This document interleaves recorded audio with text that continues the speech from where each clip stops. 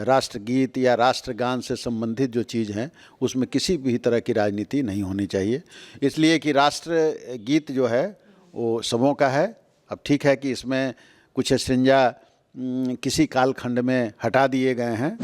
मातृभूमि हमारी है क्या? भारत माता हमारी है क्या? भारत माता तो कोई एक मतलब जैसे राष्ट्रपिता महात्मा गांधी थे उस प्रकार से कोई एक व्यक्ति या एक किसी का नाम है नहीं। भारत माता क्या है? पंडित नेहरू ने कहा था, यहाँ की ज़मीन, यहाँ की पहाड़ें, यहाँ की नदियाँ, यहाँ के लोगों का विचार, वो सब भारत माता में सम्मिलित है।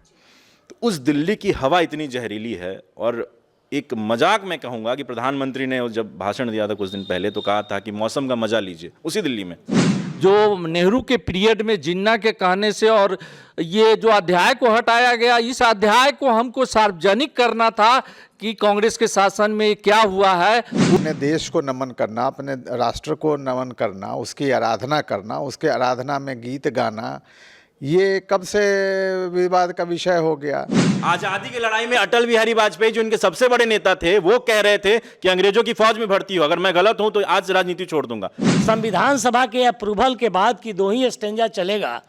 अब आज की परिस्थिति में इसे 10 घंटे के लिए चर्चा का विषय बनाना निश्चित रूप से यह एक चुनावी राजनीति है और ये ऐसे लोगों के द्वारा किया गया है जो राष्ट्रभक्ति की बात जरूर करते हैं। देश के लोगों का जो मुख्य मुद्दा है गरीबी, बेरोजगारी और अन्य ज्वलंत समस्याएं, इससे अलग करने का सवाल है।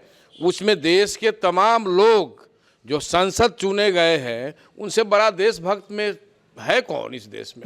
आप भाग जाओगे फिर कहोगे कि संसद का समय बर्बाद हो रहा है। संसद का समय जब 2-2 दिन 4-4 दिन आप, मैं आज की इस बार की बात नहीं कर रहा हूँ सत्र की, पहले के भी कई सत्र में जब आप लगातार हंगामा करते हो तब क्या नहीं सोचते हो कि देश का पैसा जा रहा है संसद को चलने में।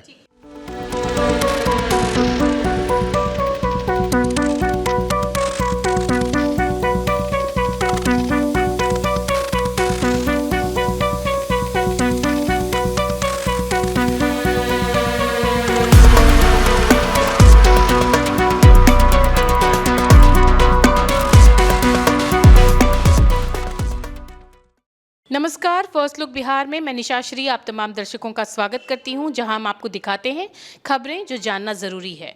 और अभी 8 दिसंबर को लोकसभा में जब वंदे मातरम जो हमारा राष्ट्रीय गीत है इसके ऊपर जब 10 घंटे की चर्चा की बात हुई तो मिली जुली प्रतिक्रियाएं आना शुरू हुआ। पक्ष का ये कहना है कि विपक्ष की डिमांड के ऊपर ही हमने ये चर्चा रखी है और 150 वर्ष जो है वो वंदे मातरम के लिखे जाने के पूरे हुए हैं और इस वजह से इस चर्चा का किया जाना आवश्यक है।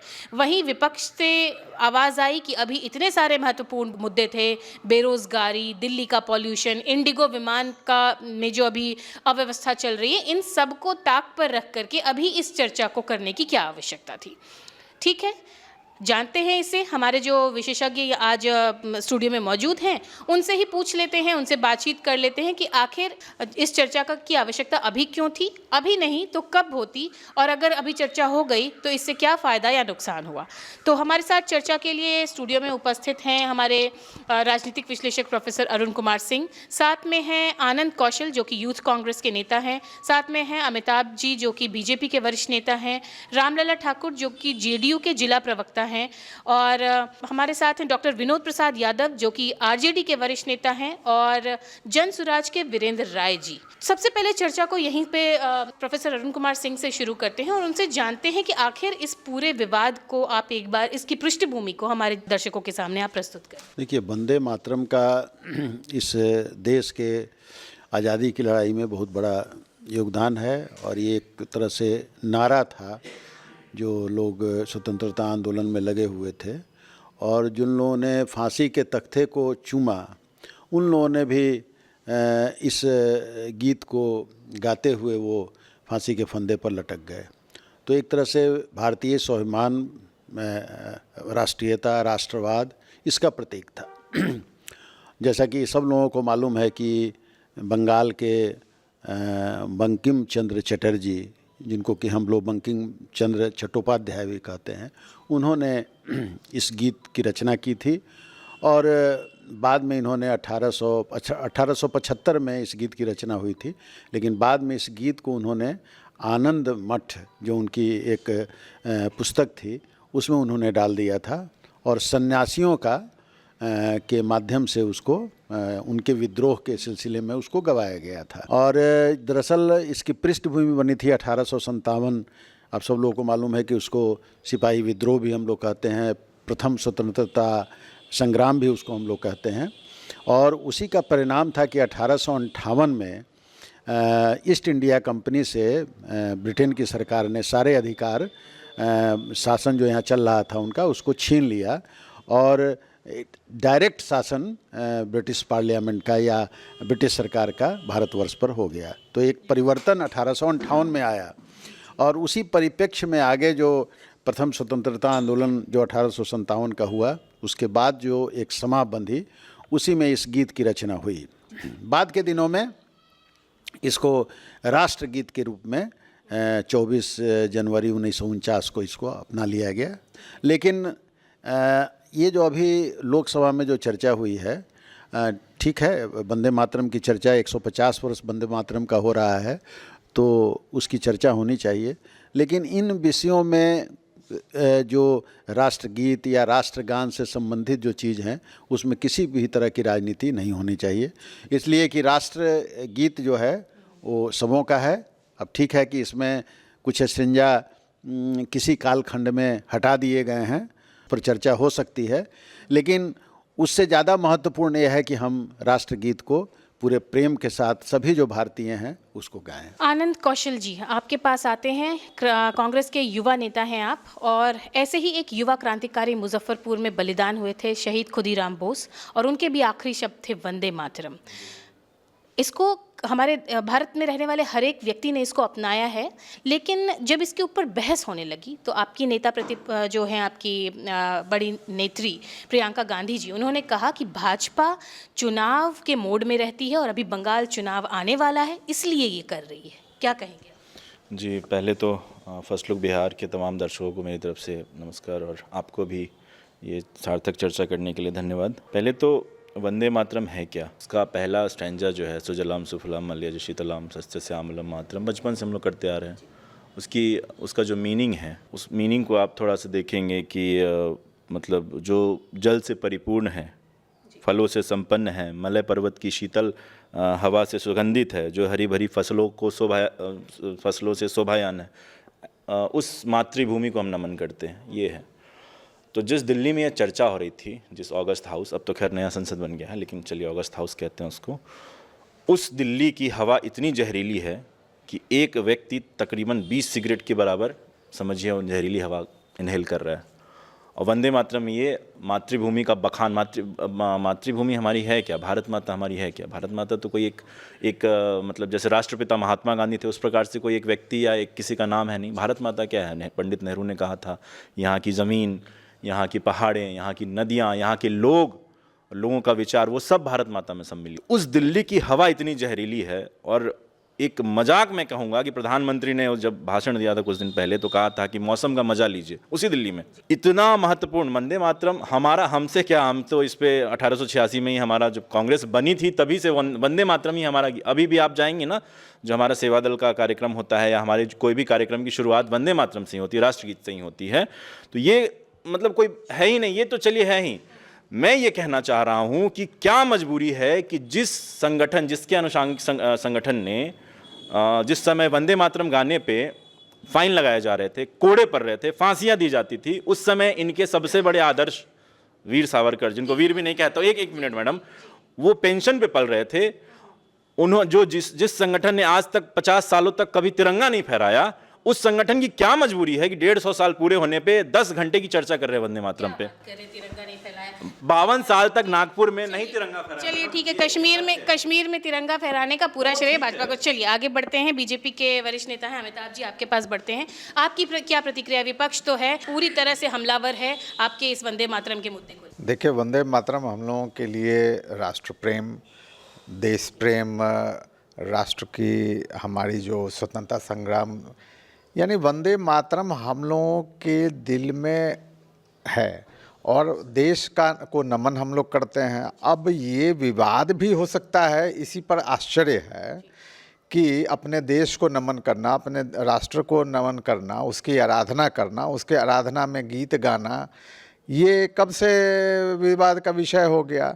विवाद का विषय वो है जो कभी हमारे जो बंकिम चंद्र चट्टोपाध्याय ने जो लिखा उसमें से जो 4 स्टैंजा हटा दिया गया, वह उस पर विवाद हो सकता है कि क्यों उसको हटाया गया, लेकिन उस पर तो कोई चर्चा होनी चाहिए। और चर्चा इसलिए हो रही है क्योंकि उसके 150 साल पूरे हो रहे हैं। तो कोई भी महत्वपूर्ण घटना का, कोई भी जो हमारा राष्ट्रगीत है उसका इनकॉर्पोरेशन का अगर 150 साल उसके बनने का है तो उस पर सार्थक चर्चा होना तो भी तो मुद्दा है ना। लोकसभा के 1 घंटे का खर्चा 2.5 लाख रुपए आता है। 10 ठीक है, जो भी आंकड़े हो सकते हैं, और 10 घंटे की चर्चा हुई, लेकिन अभी महत्वपूर्ण मुद्दा इंडिगो था, दिल्ली का पॉल्यूशन था, तो क्या थोड़ा डिले नहीं? देखिए, ये जो इंडिगो समस्या है या जो पोल्यूशन है ये बाद में आई है। ये सब तो पहले से तय होता है कि हमें किस पर चर्चा करनी चाहिए। और इंडिगो का मामला आया तो सरकार को जो उचित कदम उठाना चाहिए उस पर बिल्कुल उठाया जा रहा है। अब इंडिगो पे अगर हम विधानसभा में 10 घंटे चर्चा करें तो क्या उससे इंडिगो की समस्या का समाधान हो जाएगा? समस्या का समाधान सरकार को करना है, एयरलाइन को करना है, DGCA को करना है, तो वो ना करेगी कि इस पे चर्चा अगर हम करते रहे तो अगर उसमें क्या सरकार का समय नष्ट नहीं होगा? दिल्ली की हवा जहरीली है और दिल्ली सरकार और केंद्र सरकार के सम्मिलित प्रयास से इस पर नियंत्रण किया जाना चाहिए, और जो जहाँ तक संभव है सरकार कर भी रही है ऐसा। अब इस पर ही चर्चा करें, और जो हमारा जो मूल है जिस पे पहले से किया गया है कि हाँ भाई इन विषयों पे चर्चा होगी, उस चर्चा को क्यों नहीं किया जाए? क्यों नहीं किया जाए चर्चा? रामलला ठाकुर जी जेडीयू के जिला प्रवक्ता हैं, आपसे जानना चाहते हैं आपकी क्या प्रतिक्रिया है? क्या नहीं लगता, क्योंकि हर एक सेलिब्रिटीज़ की तरफ से भी ये प्रतिक्रिया आ रही है कि महत्वपूर्ण मुद्दा छोड़ करके अभी इस मुद्दे पे बहस करना और उसके बाद फिर हमलावर होना नेहरू जी के ऊपर और पूरी तरह से कांग्रेस पार्टी के ऊपर, कितना सही बात? सबसे पहले फर्स्ट लुक बिहार को हमारी तरफ से बहुत बहुत धन्यवाद, जो ऐसे मुद्दे को आपने, ज्वलंत मुद्दा को आपने उठाया। समस्या इस बात की है कि माननीय 10 घंटा जो बहस हुआ उससे बहस की बात नहीं है। बात ये है कि 2 दिन पहले भी तो पार्लियामेंट को डिस्टर्ब किया गया है। बहुत सारे ज्वलंत मुद्दे थे जिस पर कि हमारी सरकार चाहती थी कि उस पर बहस हो और उसका एक सिस्टमेटिक सॉल्यूशन निकले। जो बहुत सारे मुद्दा है जो सार्वजनिक तौर पर हर लोगों की जानकारी में थे, सारे विपक्षी की जानकारी में थी, लेकिन उन्होंने 2 दिन क्यों नहीं चलने दिया? अब आ गया जो 10 घंटे चली, ये बात है। हमारे देश का हृदय, हमारे देश का प्रेरणा स्रोत, हमारे देश का जागरूकता, हमारे देश का आधारभूत संरचना जो वंदे मातरम है, और जो कि 150 वर्ष उसको पूरा होने जा रहा है, और तमाम विपक्षी उसको जो है अपने सत्ता के मूल अस्तित्व में, जिस समय हमारे ये बंकिम चंद्र चटर्जी जी जो 1877 में इन्होंने इसका ये जो इस कथन को उन्होंने सार्वजनिक किया था और जिसको राष्ट्रीय गान के तौर पर हमारी मातृभाषा के तौर पर, हमारी राष्ट्रीय गान के तौर पर उसको मान्यता दिया गया। जो हमारे उस समय जो अंग्रेज का शासन था और उस समय तमाम जो यहाँ के भारत के जो नागरिक थे जो लड़ाई के दरमियान में, उनको जागरूक करने के लिए इस वंदे मातरम का जो है सो ये वंदना के तहत जागरूकता पैदा किया गया, और जिसको कि बाद में हमें राष्ट्रीय गान के रूप में उसको दर्जा दिया गया। तो ये तो अलूल जलूल बात है जो 10 घंटा बीता है। 10 घंटा इतने बड़े टॉपिक पर, सबसे बड़ी बात है कि जिसमें जो 4 अध्याय है, जो सबसे इम्पोर्टेंट अध्याय था, जो नेहरू के पीरियड में जिन्ना के कहने से, और ये जो अध्याय को हटाया गया, इस अध्याय को हमको सार्वजनिक करना था कि कांग्रेस के शासन में क्या हुआ है उसको आप समझिए, इसको बताने के क्रम में बहस, ठीक है ना। तो ये मुद्दा पर बहस हुआ है ना, तो इसमें 10 घंटा लगे या 20 घंटा लगे, जो हमारा ज्वलंत मुद्दा है, जो सरकार। आनंद कौशल जी से ले सब बात मानते हैं, हटाया गया जिन्ना के, सावरकर के, फलाने के, ढिंकाने कहने से हमने राष्ट्रगीत बनाया, हमने चलाया। हम ये इन भाजपा और जदयू वालों से पूछना चाहते हैं कि 4 नाम बता दीजिए आरएसएस के जो उस लड़ाई में थे। आज़ादी की लड़ाई में अटल बिहारी वाजपेयी जो इनके सबसे बड़े नेता थे, वो कह रहे थे कि अंग्रेजों की फौज में भर्ती हो, अगर मैं गलत हूं तो आज राजनीति छोड़ दूंगा, ये अटल बिहारी वाजपेयी कह रहे थे। बात यह है, वंदे मातरम पे एक कुछ वंदे मातरम 10 घंटे की चर्चा ही नहीं थी, एक लाइन में खड़ा होकर सब लोग को साथ में गाना चाहिए था। उसके बाद जो अभी मुद्दे हैं, ज्वलंत मुद्दे, जो बेरोजगारी है, महंगाई है, पेपर लीक है, अभी किसानों को खाद नहीं मिल रहा है, दिल्ली में हवा जहरीली है, उन पे चर्चा करना था। तो आज तो पूरी की पूरी आपकी जो विपक्ष है उठ करके भाग गई, बैठना भी तो चाहिए ना। ठीक है, आपसे फिर डिस्कस करें। आप एक मिनट हम इनका जवाब देते हैं। सबसे पहली बात है कि उससे 2 दिन पहले हमारे पार्लियामेंट में, जो आप जान रहे हैं कि इतना सारे पूरे भारत के तमाम जनप्रतिनिधि जनता यहाँ के देख रहे हैं कि 2 दिन डिस्टर्ब करने में किसका इन्वॉल्वमेंट है।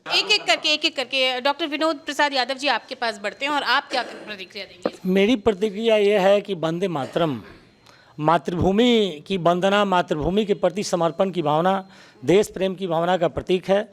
150 वर्षों के बाद इसको याद निश्चित रूप से किया जाना चाहिए, इसकी चर्चा जरूर की जानी चाहिए, लेकिन जिस रूप में संसद में इसे प्रस्तुत किया गया है उस पर मैं कहना चाहूँगा कि जब 30 अक्टूबर 1937 को जो कांग्रेस कार्यकारिणी की बैठक हुई थी, जिसमें राष्ट्रपिता महात्मा गांधी, चूँकि कार्यकारिणी के मेंबर नहीं थे लेकिन स्पेशल इन्वाइटी के रूप में गांधी जी भी मौजूद थे, और उसमें पंडित जवाहरलाल नेहरू, सरदार पटेल से लेकर ये नेताजी सुभाष चंद्र बोस, ये जयप्रकाश नारायण और तमाम ये जो कांग्रेसी नेता उस समय के थे, तमाम लोगों की मौजूदगी में इस वंदे मातरम को स्वीकृति दी गई कि यह हमारा यहाँ इसका इसका 2 स्टैंडा हमारे हैं, इसका 2 स्टैंजा को हम गाएंगे और इसको उस रूप में हम प्रस्तुत करेंगे। उसके बाद इस देश की जो संविधान सभा थी, संविधान सभा के 299 सदस्यों ने डॉक्टर भीमराव अंबेडकर की मौजूदगी में 2 स्टैंजा को अप्रूव किया। वहाँ स्वीकृति हुई और यहाँ अप्रूवल हुआ। संविधान सभा के अप्रूवल के बाद की 2 ही स्टैंजा चलेगा। अब आज की परिस्थिति में इसे 10 घंटे के लिए चर्चा का विषय बनाना निश्चित रूप से यह एक चुनावी राजनीति है, और ये ऐसे लोगों के द्वारा किया गया है जो राष्ट्रभक्ति की बात जरूर करते हैं, लेकिन हमारे साथी ने कहा कि आरएसएस जो कि भाजपा या जनसंघ का मातृ संगठन है, उसका जो नागपुर में कार्यालय है, 52 वर्षों तक वहाँ राष्ट्रीय झंडा नहीं फहराया गया। 52 वर्षों के बाद जिन 3 लोगों ने राष्ट्रीय झंडा को फहराया उस पर आरएसएस के द्वारा एफआईआर किया गया, और वो जो एफआईआर हुआ 13 वर्षों तक केस करके उन तीनों लोगों को परेशान किया जा रहा है। तो वैसे लोग जिनका देश की आज़ादी की लड़ाई में कहीं कोई भूमिका नहीं रही, कोई उनका इतिहास नहीं है, मेरा मानना है कि अपना जहाँ इतिहास नहीं है उसको समाप्त करके एक नया इतिहास बनाने के लिए, अपना नाम जोड़ने के लिए, अपने पार्टी को लाने के लिए, आरएसएस को लाने के लिए, शायद उसको ख़त्म करके नए सिरे से इस रचना को लाने का प्रयास किया जा रहा है, ताकि इतिहास में उनका नाम आ सके और आने वाली पीढ़ी ये जान सके कि आज़ादी की लड़ाई में, वंदे मातरम में उनकी भी भूमिका रही है। ये आने वाली पीढ़ी को बताने के लिए ये सब नाटक हो रहा है, जो कि कतई देश के लिए ये उचित नहीं था। चर्चा होनी चाहिए, लेकिन 10 घंटे की चर्चा नहीं होनी चाहिए। 10 घंटे की चर्चा के लिए देश की बहुत सारी समस्याएं हैं, जैसा कि साथियों ने कहा, हम उसकी चर्चा नहीं करेंगे। जो महत्वपूर्ण मुद्दे थे उन पर चर्चा होनी चाहिए, लेकिन लोगों ने कहा कि चर्चा से क्या फायदा। जो देश की समस्या, मेरा कहना यह है कि साथियों ने कहा कि जो बर्निंग प्रॉब्लम्स हैं, एक जो भाजपा से जुड़े हुए साथी ने कहा कि चर्चा से क्या होगा। अगर चर्चा का कोई महत्व है तो फिर संसद के रहने का क्या मतलब है।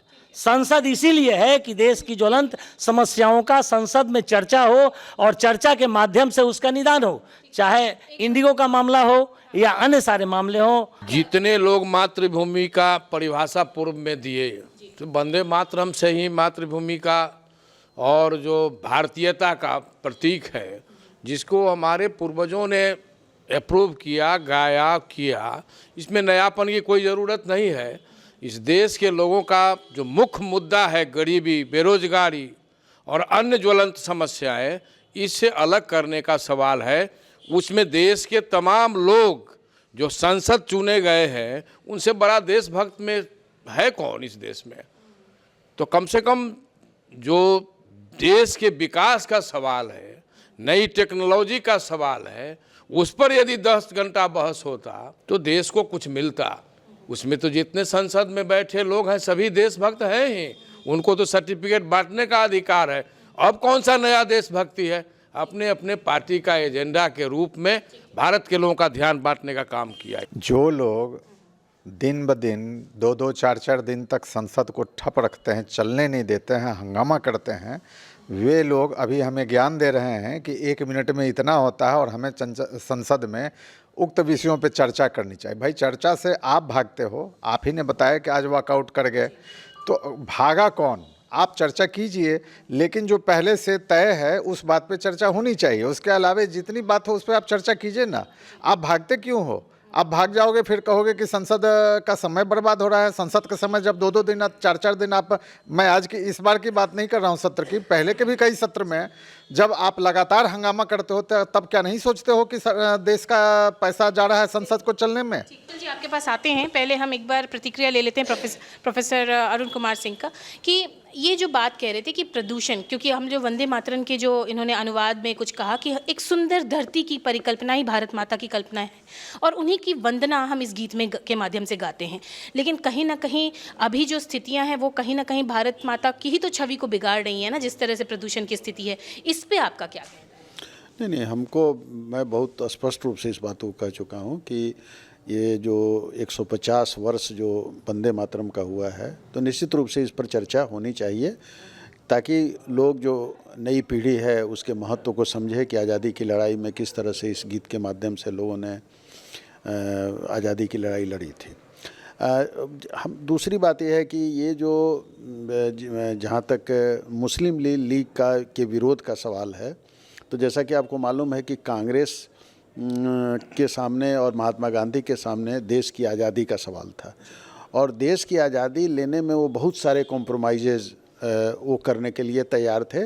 महात्मा गांधी के नेतृत्व में जो लोग काम कर रहे थे उसमें मुस्लिम लीग का विरोध था। तो निश्चित रूप से देश की आज़ादी और देश की अखंडता बनी रहे, इसलिए उन लोगों ने उस समय सोचा कि अगर मुस्लिम लीग का डिमांड है कि उसके 2 स्टेंजा को हटा दिया जाए, तो एक बड़े लक्ष्य के लिए इन सारी चीज़ों को दरकिनार किया जाता है। लेकिन सबसे बड़ी जीत ये हुई थी कि वंदे मातरम गीत को बिल्कुल समाप्त नहीं किया गया, जबकि मुस्लिम लीग का विरोध पूरे पर था, पूरे उस गीत पर ही विरोध था। लेकिन उसके बावजूद भी उसको जब ये 24 जनवरी 1950 को उसको हम लोगों ने राष्ट्रगीत के रूप में इंक्लूड किया।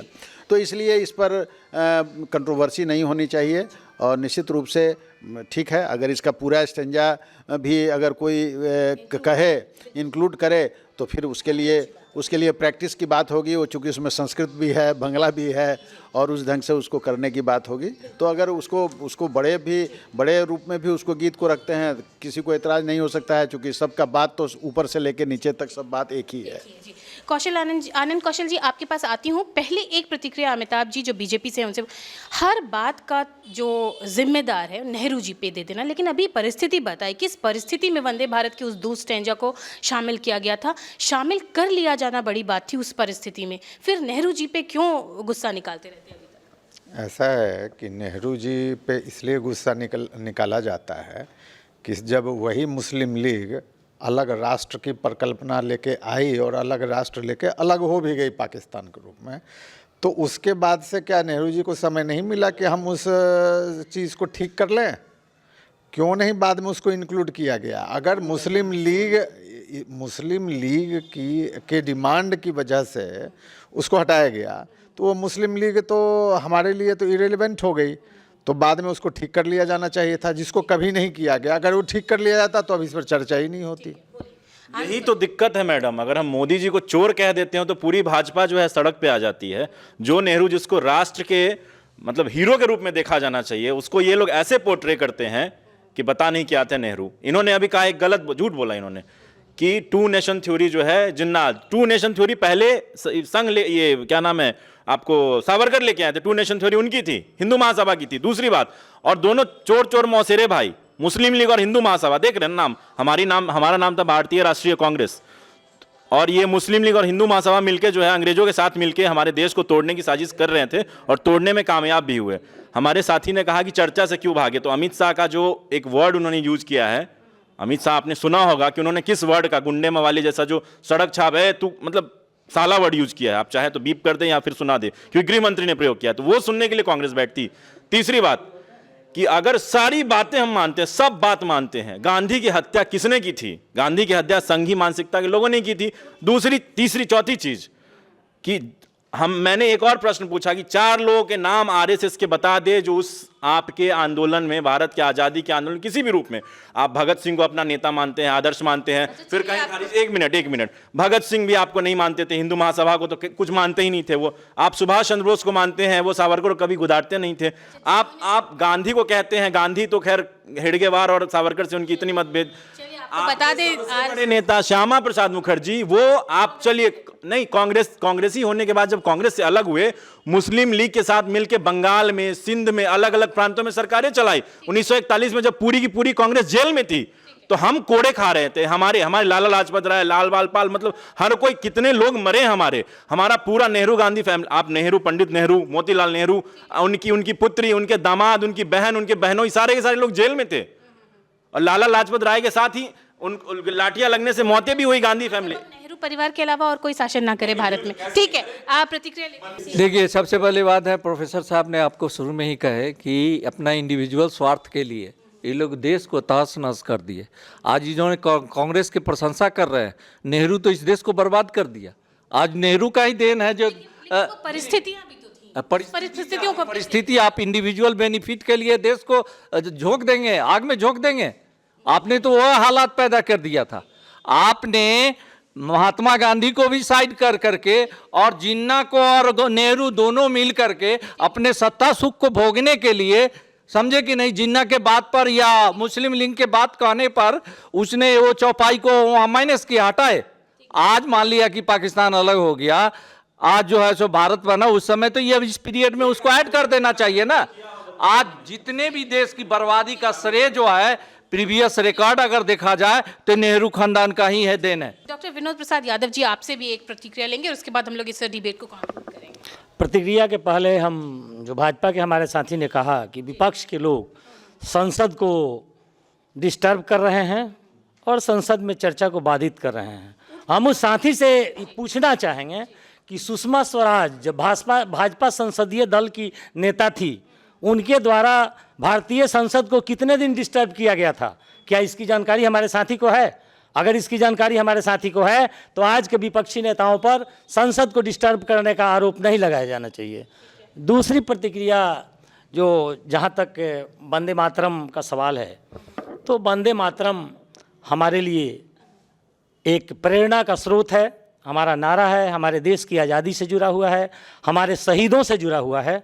इसलिए इस पर एक चर्चा से हम कतई इनकार नहीं करते हैं, लेकिन हम इनकार इस बात से करते हैं कि आज की परिस्थिति में भाजपा केवल चुनावी फायदा के लिए और समाज में जो एक वैमनस्य फैलाकर और अपने पक्ष में मत हासिल करने के लिए जो राजनीति कर रही है, उसी उद्देश्य से इस पर इतनी लंबी चर्चा की गई है। चर्चा से कहीं कोई दिक्कत नहीं है, चर्चा होनी चाहिए। हमारे इतिहास से जुड़ा हुआ है, हमारा प्रेरणा स्रोत है, हमारे शहीदों से जुड़ा हुआ है। ये जो लोग आज इस बात का विरोध कर रहे हैं, तो भारतीय संविधान का विरोध है। भारतीय संविधान सभा ने जब 2 स्टेंजा को अनुमोदित किया था, कांग्रेस कार्यकारिणी की छोड़ दीजिए, कांग्रेस से आपका विरोध हो सकता है, लेकिन संविधान सभा ने जब इस बात को अप्रूव किया था, जिस संविधान से हमारा देश चलता है, तो इसकी अवमानना, उसके खिलाफ करना, यह तो देश के संविधान का विरोध करना है और ये कतई देशभक्ति नहीं हो सकता है। देशभक्त जो होंगे वो संविधान के हिसाब से चलेंगे, संविधान की भावना को ध्यान में रखते हुए चलेंगे। इसलिए ये चर्चा एक सिंबॉलिक रूप में होनी चाहिए थी, यह राजनीतिक एक कलर देने के लिए नहीं। साथी ने कहा कि बहुत इम्पोर्टेंट मुद्दा है, ये हमारे लिए महत्वपूर्ण है, लेकिन इतना महत्वपूर्ण नहीं है कि इसमें नेहरू को घसीट दिया गया कि नेहरू ने कुछ नहीं किया।